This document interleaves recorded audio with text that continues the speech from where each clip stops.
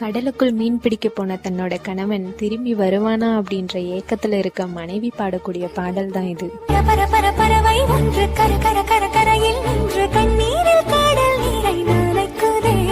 எல்லாரும் அவன் வரமாட்டான்னு சொல்லும் போது கண்டிப்பா அவன் திரும்ப வருவான் அப்படின்ற நம்பிக்கையோட இருக்க அந்த மனைவியோட மனநிலைய ரொம்ப அழகா எழுதியிருப்பாரு கவிஞர் வைரமுத்து அவர்கள். தண்ணீரில் வளையும் நிற்கும், தண்ணீரா வலையில் நிற்கும் என் தேவன் எப்போதும் தெரிகிறான்.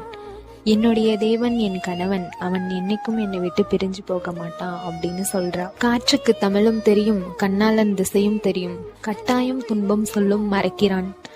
அவன் ஏறி போன அந்த படகு கூட அவன் அனுபவிச்சுட்டு இருக்க அந்த துன்பத்தை சொல்லி கூட்டிட்டு வரும் அப்படின்னு நம்பிக்கையோட காத்துட்டு இருந்தா. இதோ எந்தன் கண்ணீர் அந்த அலையில் சேரும், அந்த அலை மறுபடி உன்னிடம் வருமா அப்படின்னு ஏக்கத்தோட கேக்குறா. இந்த பாட்டுல நீரின் மகன் மீனவன்னு சொல்லியிருப்பாங்க.